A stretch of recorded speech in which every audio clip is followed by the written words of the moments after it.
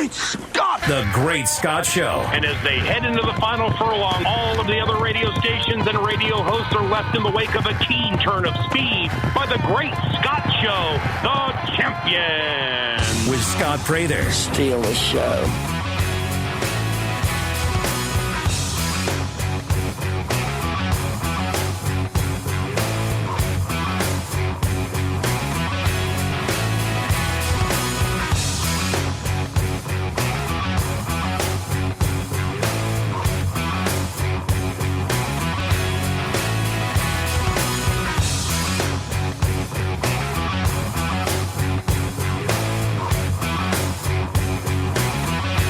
Hello, everybody. Welcome into the Great Scott Show on a Tuesday. I mean, what was that? What was that? What was that? What was that? What was that? You're hurting me. What was that? I got to give it to the Saints, man. I really do. I really do. As bad as the team is this year, okay, they managed to have a 13-point lead with less than 3 minutes to go against a team that at this time yesterday had a losing record. A team that's not good.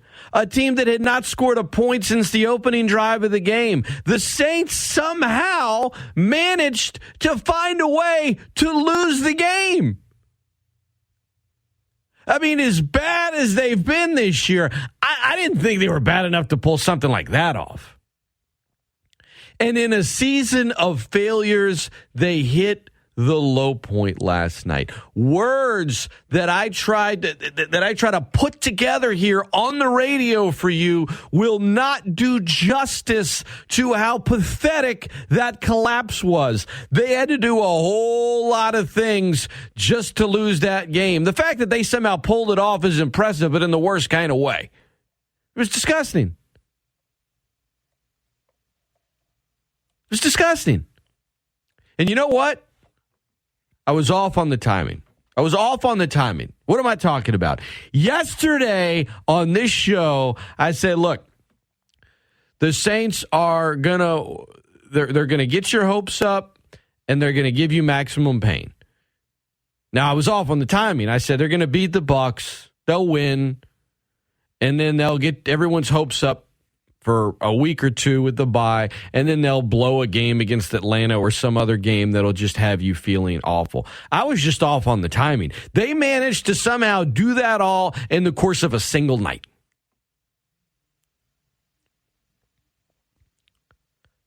No, I didn't think the Saints heading into yesterday's game were going to turn things around, go to the playoffs. I made that very clear. But I'd be lying to you if I told you the fan in me didn't enjoy a good chunk of that game last night. Oh, my God, Todd Bowles is punting from his 40. Oh, he's going to punt again. This is hilarious. Oh, my gosh. Andy Dalton's playing well against the Bucs, and the Saints can't even really run the ball. Tom Brady can't do anything against the defense, and all of that in a single night. Washed away.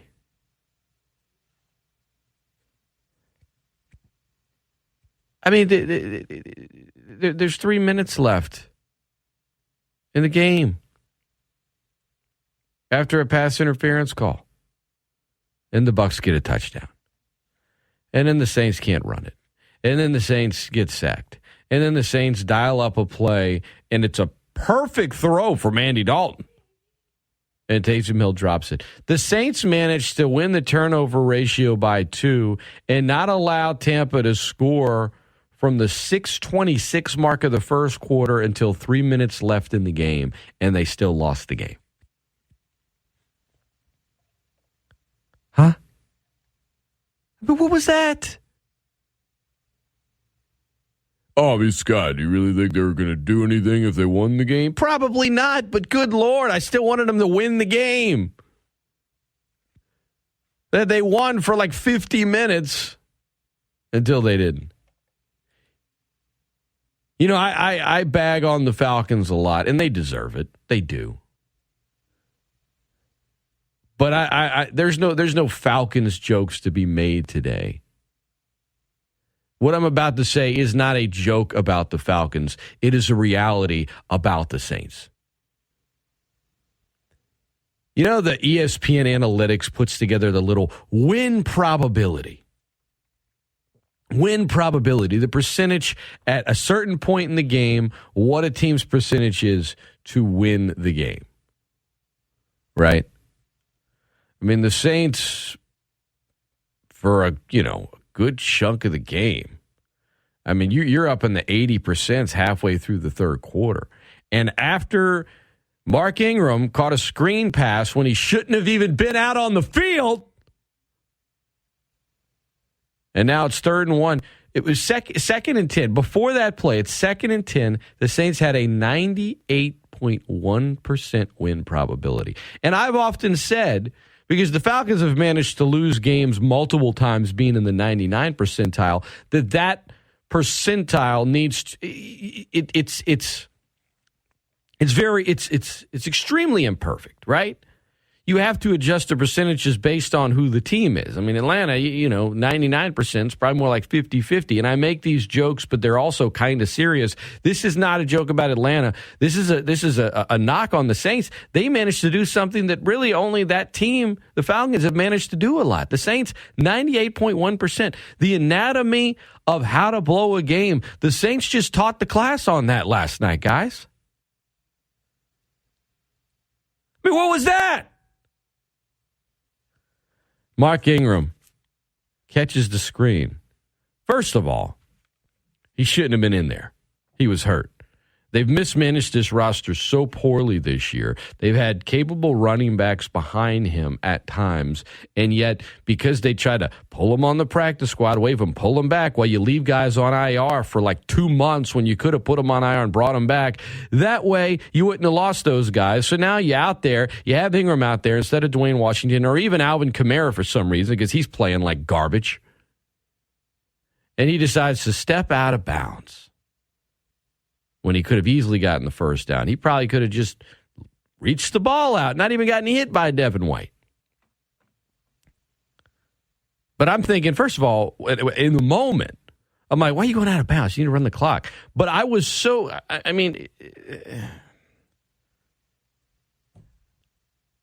was so shocked that he stepped out of bounds. I assumed he just sort of leapt from inbounds over the first down marker. And then I saw the ref mark it a yard away, and I thought, oh, well, clearly he didn't do that. Dennis Allen needs to challenge this spot. But no, clearly he did. He just stepped out. And then it's 3rd and 1, and you decide to throw a ball 2 yards past the line of scrimmage where DBs are allowed to get their hands on receivers, and you throw that play and you dial it up for Marquez Callaway, who had played 3 snaps, who at one point this year was an inactive in favor of Kevin White. That's what you're doing? And yeah, Tampa had 8 in the box. Whatever.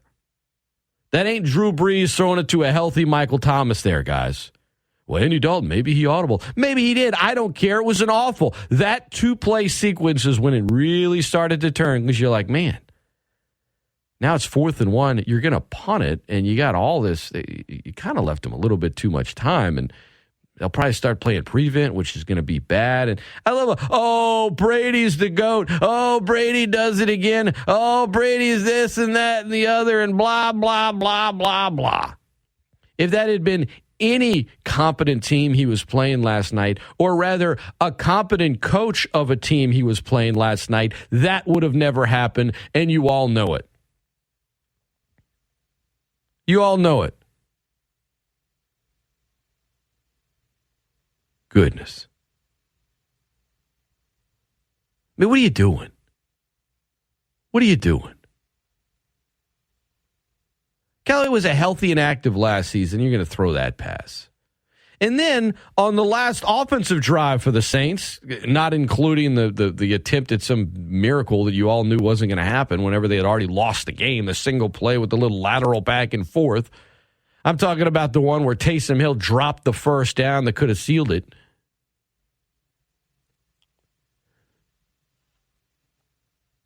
The sack on second down. No one got open. Adam Troutman blew the block because, of course, he did. The only wide receiver on the field for that play was Kirk Merritt, who was just promoted from the practice squad yesterday. Now, the play call was to try to get Taysom Hill the ball on a deep out route. Hey, they're going to think we're running. Let's get it to Taysom. Maybe if you're going to throw it in that situation, maybe have Chris Olave out there.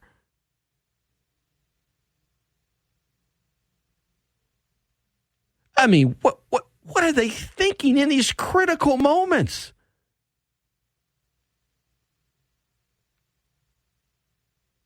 Dennis Allen on the 3rd and 1. By the way, he was asked about it after. The team called a play to pass the ball to Adam Prentice in the flat, the fullback, on the 3rd and 1. So they actually did dial up a pass. And guess what? He was wide open. He was wide open. But Dalton said, no, I'm going to hit Marquez Callaway in one-on-one coverage on a backside slant. Again, a yard or two from the line of scrimmage where guys are allowed to get their hands on each other. Pass is incomplete. The clock stops. Allen says after, look, hindsight is 20/20. I wish we would have run it. Mark hurt his knee on the previous play, and so he came up a yard short. That's frustrating. Wrong. Mark hurt his knee on the previous, 2 drives.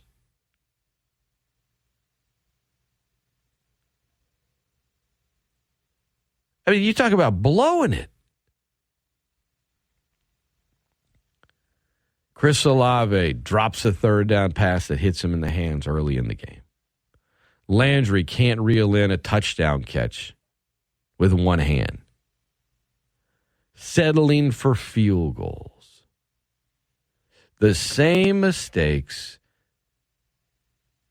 that have plagued this offense continue to do it last night. You could say, what about Jameis? What about that? Andy Dalton played good last night, guys. And the Saints won the turnover battle by 2. And they kept Tampa Bay from scoring any points from the 6:26 mark of the first quarter until 3 minutes left in the game. And they lost! Like I said, guys, like I told you when it started, as bad as the Saints have been this year, what they managed to pull off last night was it was actually impressive. I still the amount of things they had to do to blow the game. It wasn't just Ingram stepping out. It wasn't just Andy Dalton, instead of throwing it to the fullback who was wide open, or the Saints calling a run play, trying to throw it to Marquez Callaway. It wasn't just because Taysom Hill dropped the ball. It wasn't just because Chris Olave dropped the ball, which ESPN, Troy Aikman, really?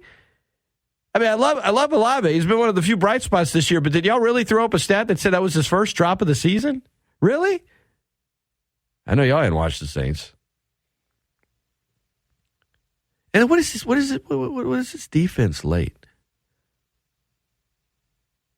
If you're gonna play prevent, if you're gonna rush 4, and they blitzed Matthew one time, but when they did, they would drop a DN into coverage. If you're gonna go that route, which I actually get it, at least last night, I usually don't, but you were actually getting pressure on Brady.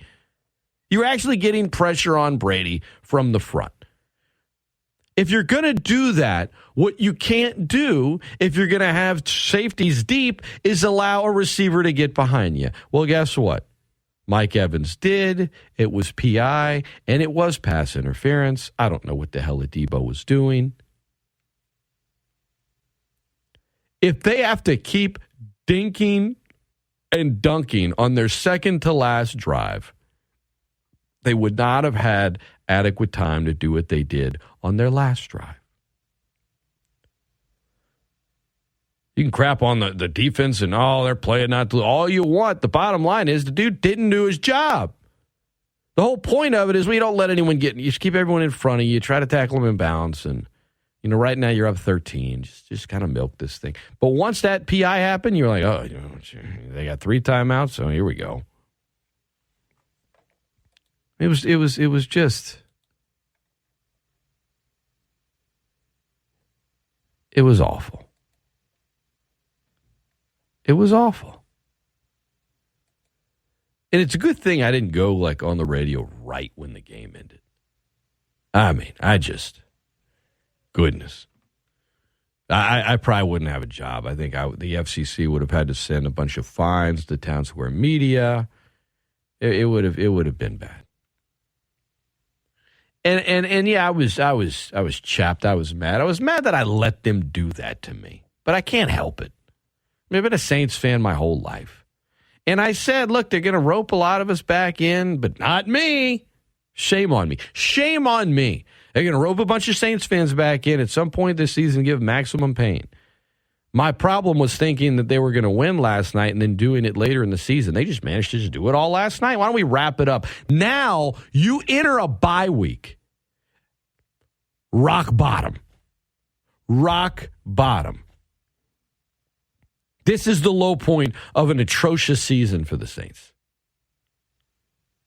Yes, it's a very different vibe. If you enter a bye week, you never had a bye week at week 14 before. That never happened until there were 18 weeks in the season. So now you've got 4 games left. And if you go into the bye and you're in second place and you're a half game behind Tampa Bay, you start telling yourself as a team, all right, man, we got healthy. We're playing hard. Atlanta's not. We come out. Here we go.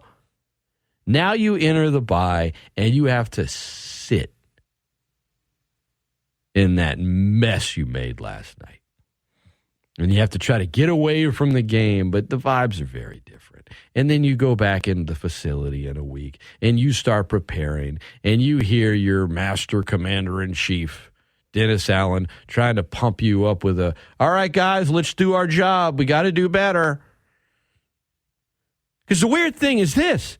The Saints are managing to pull off these football atrocities while they're actually playing hard. It wasn't like they didn't play hard against San Francisco and they got shut out. It wasn't like they weren't playing hard last night. Mark Ingram one play with the exception. You could argue he was playing hard. He was really hurt. Again, he shouldn't have been out there. But he still should have gotten the first down. But what was that? By the way, Ingram, he tweeted last night before the flight took off from Tampa. And I quote, I'm sick about this one. Regardless of circumstances or how I feel, I have to get that fresh set of downs for the squad. I apologize to my teammates, my coaches, and my city for a crucial mistake. We work way too hard and sacrifice blood, sweat, and tears. I will be better. Yep, cool. Look, Mark feels bad. I knew he would, but whatever. Be better. I love you, Mark, but goodness, this is it for you, buddy. You've been in the league a long time. The truth is, the Saints overestimated how much you had left in the tank. There's no question about that.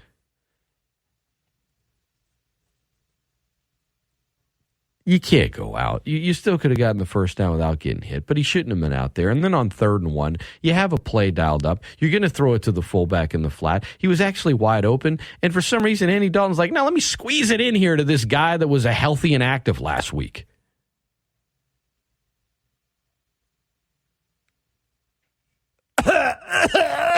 Choke job. Oh, no, it's Brady. He's the GOAT. Oh, yeah. I'm not trying to sit here and take away from the things Brady has done in his career. I still don't understand how he's doing what he's doing at 45. Let's not act like he was just slicing and dicing all night. Let's not act like it had everything to do with the opponent late in the game. Should he get credit for it? Sure. Jameis should get credit for winning that week 1 game against Atlanta and doing what the Saints did when the Falcons blew the lead. But you know who deserves more credit for that is the Falcons. You know who deserves more credit for what unfolded last night is the Saints. Because, again, it was somehow impressive. I don't know how they did it.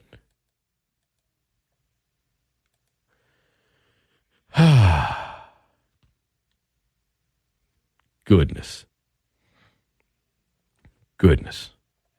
I mean, what was that? And another thing, while I'm at it, I've been telling y'all that those helmets are trash. They're trash. You know, like, why are you messing with a good thing? I hope they dropped every one of those helmets into the bottom of the Gulf of Mexico on the flight back to New Orleans last night. Those black helmets, well, if they'd wear them with the all black, they'd look all right. They'd look like, they'd look like a black marker. Do you like how you like just looking at a black marker in a black case? Instead, they look like a white pin with a little black top on it. Like Angelina Jolie, she's a beautiful woman. And I remember seeing her in Hackers back in the day, a cinematic masterpiece. I was a teenager. She was a teenager in the movie. I was like, man, this young lady's from another planet. You know, young teenager, you're like, I watch Hackers. And Angelina Jolie, even when she was young, her lips were, they just God-given. Beautiful lips. My guess is if she decided to get Botox, she'd be like, what the hell are you doing? You don't need to do that. And she didn't. And she doesn't. Yes, I just compared the Saints gold helmets to Angelina Jolie's lips, and I talked about the movie Hackers. I know I'm a weirdo, and I'm in a weird state of mind after what the Saints did to me last night, but holy cow. You got a good thing. You don't need Botox. You don't need to put on some weird black helmet. Oh, man, my timeline always gets, oh, Scott, you're hate. Oh, these are great. Tell you what, man, when they've won those things, it's been pretty bad on the field. And they just look weird. Whatever. I'm not really that upset about the uniform. It was just dumb. I don't know why they do it. I don't know why they did it. I don't. But at some point, I need to start laughing about the Saints. I mean, they hurt us last night. And all you listening that don't like the Saints or get annoyed by Saints, get your jokes off, have fun. Look, enjoy the moment. Sure, you love what you saw. I mean, I had a lot of text on my phone last night when that game ended. A lot of expletives. A lot of fire, Dennis Allen. Here's the thing. I'm going to explain to you when we come back in just a few minutes here on The Great Scott Show, 103.3 The GOAT, simulcast on 1420. I'm going to explain to you how last night could be what leads to the Saints making a change at the head coaching position at the end of the season. Now, it's not the thing, but the pathway is open, and I'll explain how, and I'll explain why.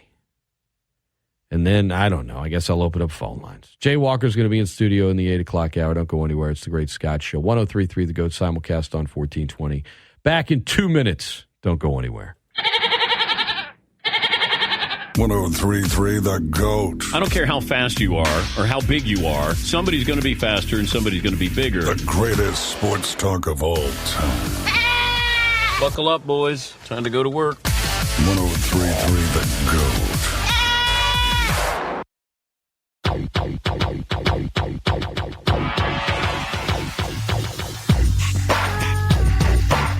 Welcome back into The Great Scott Show, 103.3 The GOAT, simulcast on 1420. From the Storm Team 3 Weather Lab and Daniel Phillips, your forecast today, partly cloudy and warm, high of 81 around the Acadiana area. Tonight, partly cloudy, mild, and a low of 66.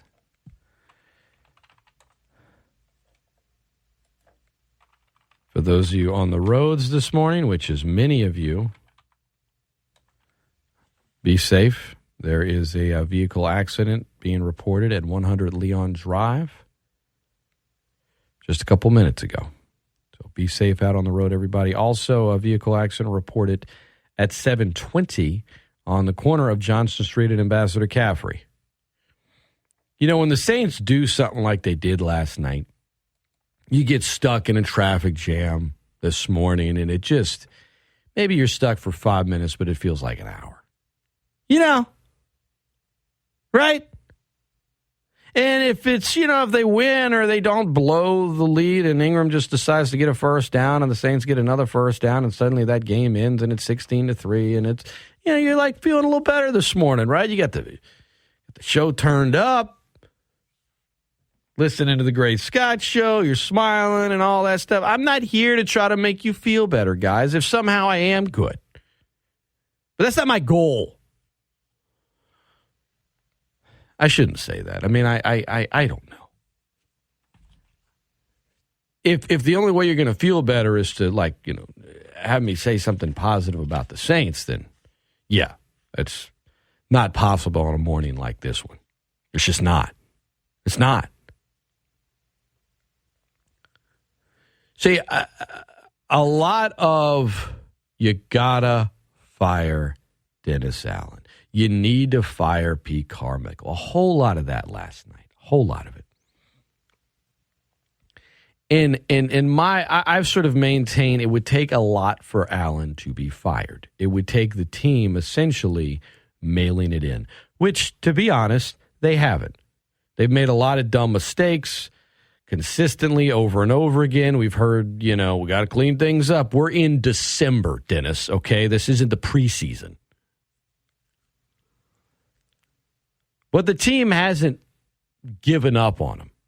In Carolina, that team, they had given up on Matt Rule. And somehow still beat the Saints in the game this year. But I digress. They had given up on Matt Rule. They had. It was done. Saints haven't done that. I mean, they're playing hard. It's these boneheaded, ridiculous, asinine mistakes.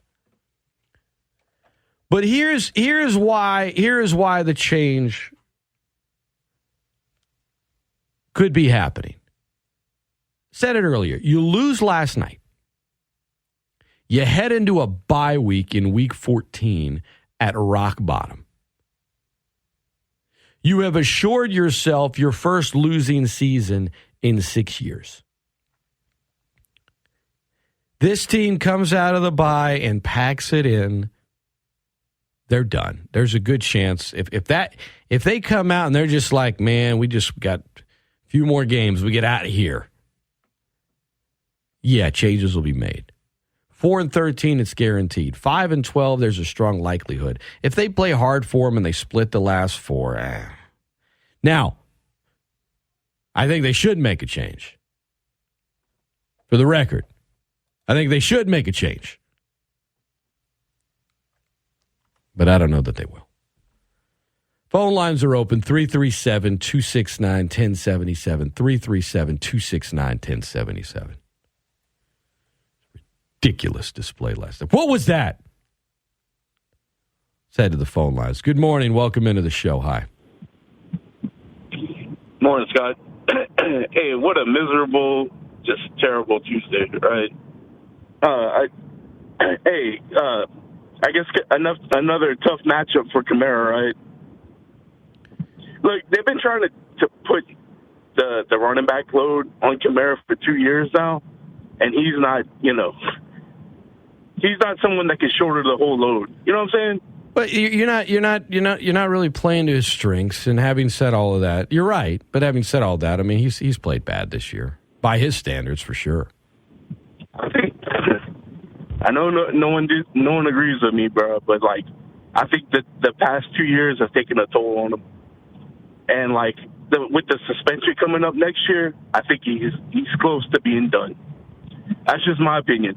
And like that, it's not just Mark Ingram. And like, come on, dude, you can tough out 1 yard. You made it that far. You could have got the first down. Anyways. I honestly, I don't think it's inexcusable. I don't think he even was paying attention to where the first down marker was. I really don't. I think he was just like, pain. I need to get out of here. I shouldn't be in the freaking game. Dennis Allen, he hurt his knee on that play. No. He hurt his knee earlier in the game. We saw it. Anyway. Well, see, the problem is, like, you can't run out the clock without a running back. Yeah. You know? Yeah. You can't just put it on Kamara. You can't run out the clock without a running back. And you can't run out the clock when you're running out of bounds a half yard short of the first down marker.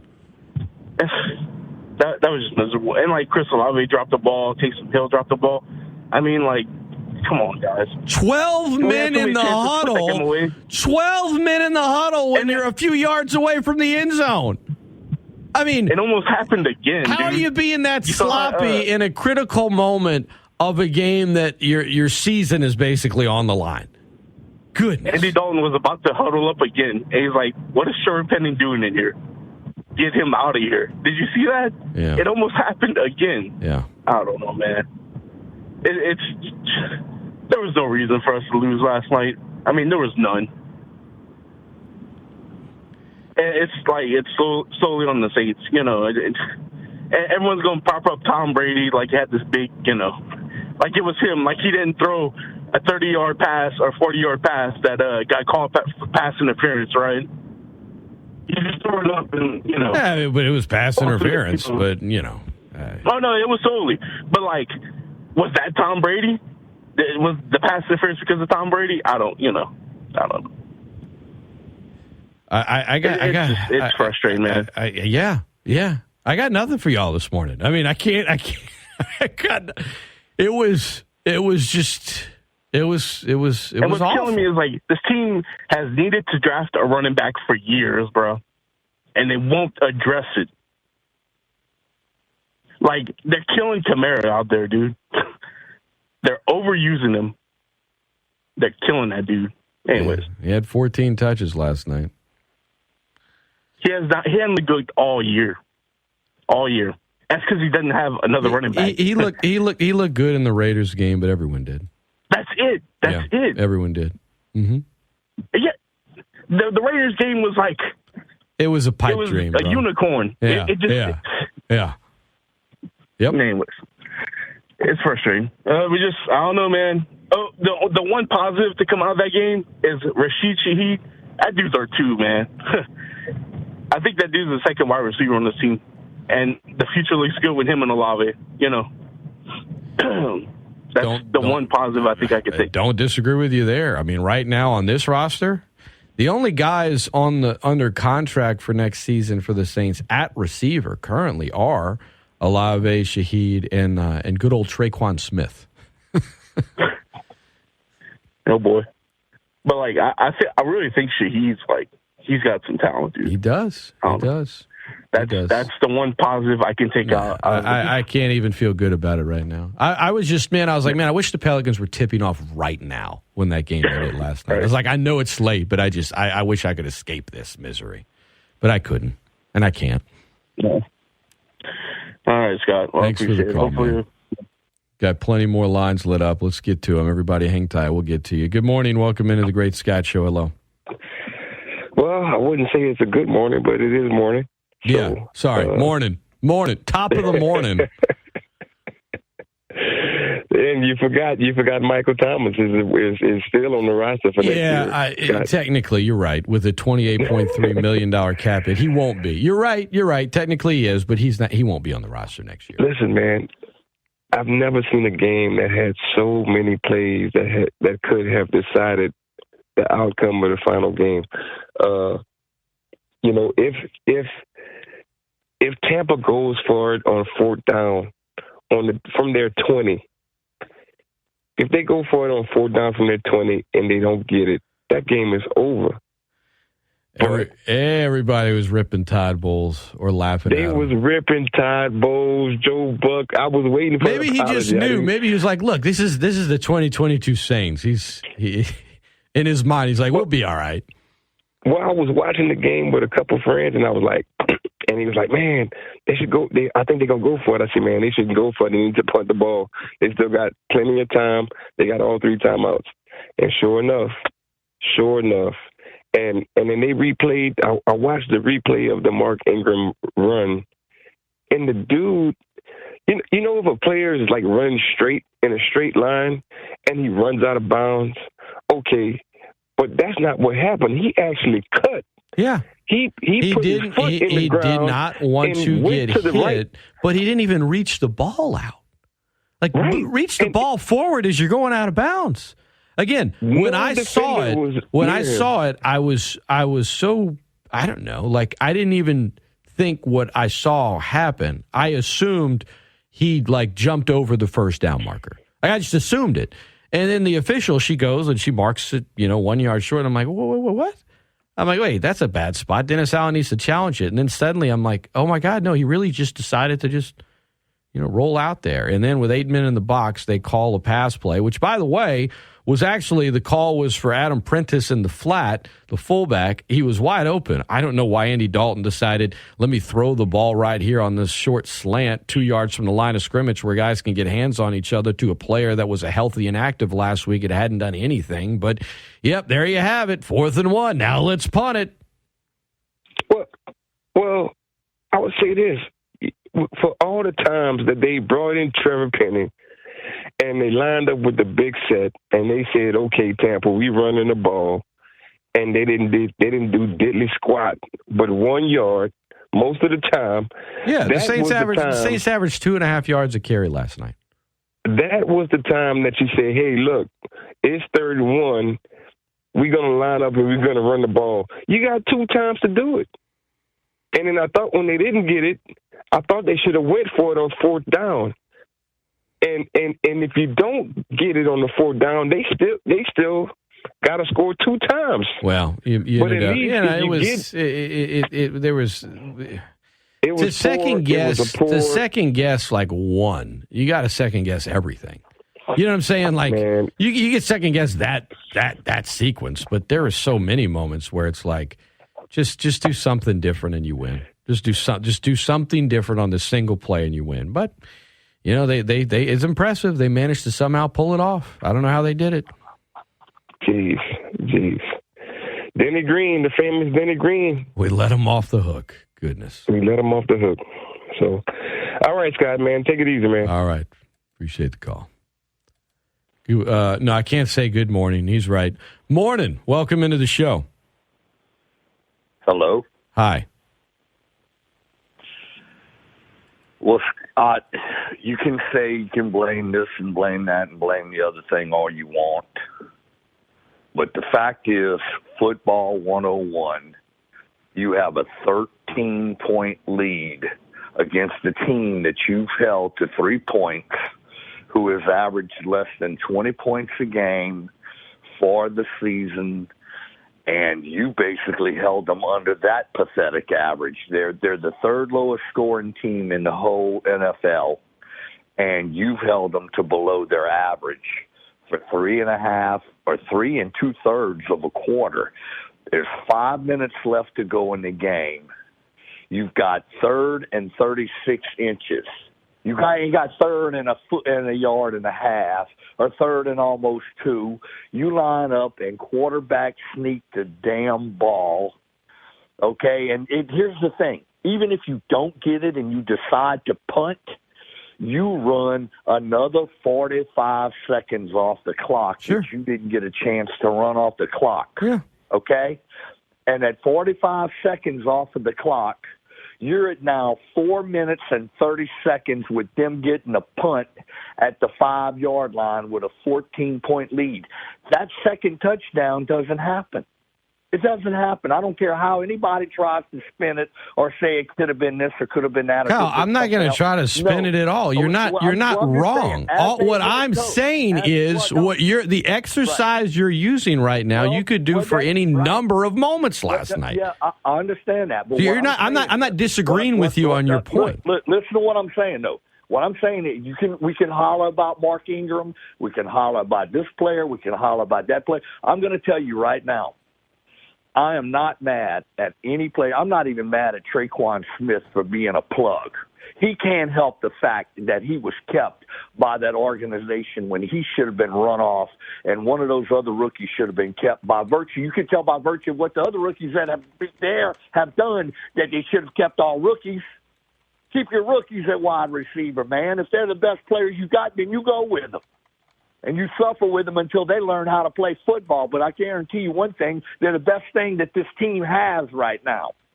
And the thing is, as a coach, Allen, okay, you don't have control over fumbles. You don't have control over interceptions. You don't have control over this, over that. But one thing you have control over with a 13-point lead and the ball on their side is you have control of the clock. And if you hand the ball off to that fullback, and then you try another quarterback sneak, or you try a quarterback sneak, and then you try another quarterback sneak, or you try a quarterback sneak, and you take decide to punt, and you take another 45 seconds off of the clock, you have won the game. Tom Brady you don't give Tom Brady the chance that you gave him. That was simply the fault of one individual. And that one individual has cost this team game after game after game this season by coaching his team into losing the football game. And I can tell when you... You're kind of breaking up there, Kyle. Well, when there's you a bunch of... Can you hear me? I do now, but every few seconds there's a... Okay. When you have a guy like Rashid Shaheed, I'm going to give you an example. In the last game, Rashid Shaheed was calling fair catches 2 yards deep in the end zone. And when nobody was around him within 20 yards of fielding a punt last week, that was coaching. Fair catch the ball, son. We'll take care of it from here. Well, he was the only chance you had to score a point in that football game, and you didn't use him. Okay. You don't use him. It's obvious that you don't know what you're doing because he's the only weapon that they had in that game against San Francisco. Dennis Allen, if Dennis Allen continues to be the coach, I will tell you this right now. Saints fan can look forward to. We don't have a top 10 pick this year. I don't know what they're going to do if they're going to trade the whole draft from next season to try to get one. It probably will. But the bottom line is you'll be drafting in the top 10 or whoever has your pick next year. Or the year after, we'll be drafted in the top 10 again. Dennis Allen, if they retain him, he needs to go. He needs to go. I'm with you. He needs to go. Well, tell me this. If you know this, I know this, and everybody else who's a fan knows this. How can the management of this football organization not know this and not make that decision? Sometimes, Kyle, what's the old saying, man? Sometimes you need a fresh set of eyes from the outside to tell you what you can't see on the inside. You see it. You see it. You see it happen in lines of work all over the world. You see it happen in life. I'm not telling you he's coming back next year. I'm just saying it ain't a done deal yet. I don't want him to be back next year. Okay? I don't. I feel bad because Dennis Allen is still a really good defensive coordinator, but he's not a head football coach. And that's just the way it goes. Yep. And it's sad because you can't demote the guy now. You got to let him go somewhere else. He'll probably go coach for Sean Payton if Sean Payton ends up taking one of these other jobs. Yep. But I ain't convinced of that. But let us not be too hard on the players today. They did everything they could to win, and they didn't make any huge mistakes to lose. The coach had control of that game, and blew it. Have a good morning. All right. I don't think I'll have a good morning, not with what the Saints did last night. Let's keep going. It's 103.3 The GOAT, simulcast on 1420. I'm Scott Prather. Good morning. Welcome into the show. That's right. It is a good morning, buddy. You know why? Because we still draw breath, and the Pelicans are still playing basketball. Yeah, man, I don't ordinarily agree with Kyle ever in life, but on multiple 31s, I don't understand how if you're in a jumbo package, you don't put Taysom Hill, the wrecking ball in the game, and ask him to gain a yard. I think he can gain that yard. No, you guys aren't wrong. I'm just saying, my only point is there were so many things they did last night. And he's right. It goes on the coaching. It goes on the coaching. You know what I mean? No, you're right. You're right. The biggest play that bothered me wasn't even that. It was whenever they put that jumbo set in and did that real stupid pass play where he got sacked. I'll never understand something in football, and it's never made sense to me in the NFL when teams do these kind of plays. You take every weapon off the field. It's weird. They just their offense finally decides to get aggressive at like the dumbest or like cute or like let's try to pull the wool over their eyes. They do it at the like dumbest times. Like, this is not the time. Like, you should have done this earlier, but now you're deciding to do it now. It's awful. Here it comes, guys. Jumbo set, play action pass. I'm going to pat the ball twice and get sacked. Man, I bet you they didn't see that coming. They run this package. The play design, you're talking about the one where he got sacked at late in the game, right? Before the Taysom drop. Yeah. So they're hoping to fool the Bucs into it was designed to be a throw to Taysom Hill. And it never had a shot because Adam Troutman, despite the jumbo package, couldn't block anyone, and he blew his block, and Dalton was immediately under pressure, and that was it. It was done. The only wide receiver you had on the field was Kirk Merritt. He got promoted from the practice squad yesterday. I mean, the game is on the line. The game is on the line. If you want to do that in the third quarter when it's 13-3 and the team's saying, you know what?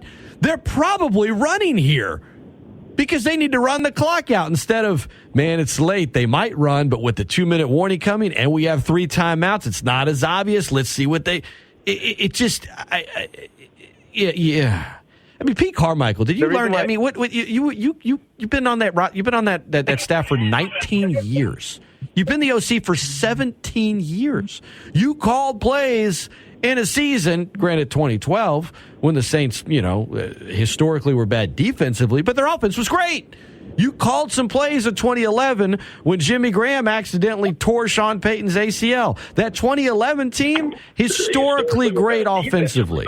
And yet here he is, doesn't have Drew Brees, doesn't have Sean Payton, and at times doesn't have a clue. The part that blows my mind, though, Scott, is you brought up a really good point. You do this jumbo package, you put a receiver in that you just promoted to the practice squad, right? But then Mark Ingram is hobbled. And don't you have, David Johnson or any other running back on the field? Dwayne Washington? You have Alvin Kamara? What are you doing? Put Alvin Kamara in. What are you doing? They would have been covering him there. Well, I don't even care. If Ingram had been there, it's probably a different place. So he was hurt. I'm not making an excuse for him. And he didn't make an excuse either. All right, he opened up about it. But he shouldn't have been in there. He shouldn't have been in there. I don't think he even saw the first down marker. I think Payne was just it sunk in, and he's like, I got to get out of bounds. And that's on him, right? But he shouldn't have been in there. He shouldn't have been in there. And then you're calling a pass play on the next play. And then the pass play you call, you don't even run. You decide to Dalton decides. Dalton, who, by the way, had a really good game, except that boneheaded decision. I'm gonna throw this one. I'm gonna throw this little tight slant in here on a play where, the player can be held and pushed and grabbed because we're near the line of scrimmage. And oh, by the way, this guy's been healthy and active multiple times this year, including last week. But, let's do that on 3rd and 1. So stupid. Yeah, I guess a lot of the things that blew my mind were, like you said, were coaching. But it was just it wasn't just coaching.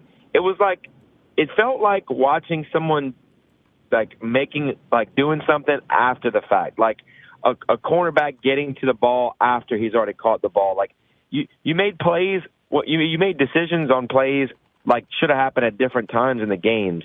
You put players in the game at different times, and they should have been in there. A lot of it just didn't line up. It didn't mesh. It didn't make much sense. What's crazy, Josh, is we're saying all this. I mean, the Saints dominated the game for like 50 of the 60 minutes, certainly on defense. And offensively, they moved the ball. They just couldn't punch it in. They only got one frickin' touchdown. I mean, you 12 men in the huddle. Like, we're talking about these mistakes in the midst of a game where, for the majority of it, for 83% of the game, they played really well. Like, you would think if you didn't watch the game like if they had just gotten their butts kicked like the Bucs did last year when they played the Saints, I think it would, we could just sit here and be like, that was awful, but whatever. You got your butt whooped. The season's done. But they somehow managed to find these creative ways to give the fan base maximum pain. Like, I know, it doesn't matter. It's like you're in a bad relationship and you just need to get out of it, but you can't, right? Because you're invested and it is what it is. And that's how it is with the Saints. But, like, you should at least put up, like, an emotional shield to sort of guard yourself from getting hurt. But I'm telling you right now, in 12 days, if they're kicking the Falcons behind and they somehow blow it to that team, I'm going to get hurt all over again. And I shouldn't allow this year's team to hurt me anymore. But like they have that power. It's rough. It's awful. My dad gets super emotional too, and I laugh at him because I tell him how ridiculous he is. But he's like, after the Mark Ingram run, he called me. He goes, "That's it. I told you. The NFL wants Tom Brady to win it all. You see, he ran out of bounds on purpose." I said, "Dad, that's not what happened." I'm sure Mark Ingram's in on some reason for Tom Brady to improve to 6-6. Yeah, he was just emotionally charged. But I guess the part that eats me up the most about watching this is there's so much talent on this. Like, if the Saints were back, like if this was back when Mario Bates was the brightest spot on your team, then fine. On offense. That's okay. Yeah, it's okay to lose like this, right? You got a guy with a mouthpiece that covers half his face. That's fine. That's the best player you got on offense. We lose, that's fine. But that's not the case. You got studs, guys that are getting better that you didn't know, like Pete Werner, like you got Alontae Taylor, this Rashid Shaheed kid. And so there's so many bright spots. And usually when in a Saints team that's been coached by Sean Payton, you have these players that they drafted or they brought in that a lot of people pass over, and you're like, man, these guys are talented. So those little things are there. That's not missing. It's just this terrible play calling. And all I keep thinking is who could the Saints have hired instead? And to be honest with you, I don't think there was anybody out there that like really screamed, this guy is going to like, I don't think Eric Bieniemy has the Saints better than what they are now. We'll never know. I mean, honestly, this is what we all did. Dennis Allen wasn't good in Oakland. He wasn't. But no one was good in Oakland for a stretch there for the last decade of Al Davis's life. And so you're like, yeah, I mean, Sean Payton could have had his first head coaching job there. Had never been a head coach, and he said no, right? That's hard to do when you're a young head coach. He had a meeting with Al Davis. He's like, yeah, I'm going to go still be a coordinator somewhere. And then he ended up with the Saints eventually, who, by the way, at that point in time were, one of the worst franchises in NFL history at that point in time. Just win-loss record-wise. And he's like, this is where I need to go. And he kind of wanted the Green Bay job, but he didn't get it. But he ended up with the Saints. And it worked out. But, like, I'm getting off track. But we said, Dennis Allen, it was Oakland, right? Things were bad at the time. There have been some there have been some guys that, they get a second chance. And, you want to do continuity because the team was feisty last year and they were good. And I'm not going to sit here and act like any of us were critical of the decision. But we can all sit here and say, you know what? We were wrong. They were wrong. He isn't a good head coach. He should not be the head coach next year. You're right. And before I hang up and listen, the one thing I hope that doesn't happen is the Saints don't decide, you know what, man, we need some grit. Let's hire a coach who hasn't coached in a million years who was good once, like when they did with Mike Ditka. No. They're not going to do that. So, the reason Tom Benson did that, which was a horrendous decision, is because there was you had some electricity there in the late 80s and early 90s with Jim Mora and the Dome Patrol and all that. But by the time Diddley Poo happened and Mora quit on the team, there was a lot of apathy. And Benson really, he was complaining about the Dome, and he was kind of looking into the future of, man, we're going to need to refurbish this thing, or maybe we need a new stadium. He was trying to get it was really a ticket sales thing. Now, I'm sure he thought Ditka would be better than he was. I mean, Ditka was absolutely horrendous, but he was like, I need something to bring some buzz to this fan base and sell some tickets, and Iron Mike Ditka will do it. And he did. And then everyone realized, oh, this guy doesn't know what he's doing. The game's passed him by. It ain't that good. And then, Tom Benson, 2006 and beyond was not the cheap Tom Benson we knew back in the 90s. And so it was a different time. It's very different. If they fired Dennis Allen, and I hope they do, it's not going to be some, old coach retread or anything like that. It's not. Yeah, I hope they don't just give Tony Dungy a call and ask him to coach or something crazy like that, because I would hope they would get somebody young and energetic and can work with this offense. But anyway, man, y'all have a good day. I hang up and listen. Thank you, Josh. We got to take a timeout. Jay Walker's in studio. I'm sure he'll make fun of me. Maybe he'll try to make me feel better. I don't know. Just absolutely pathetic. Across the board. We'll also listen to some terrible music, which on a day like today would be so much better than what we had to endure last night. Don't go anywhere. We're back after this.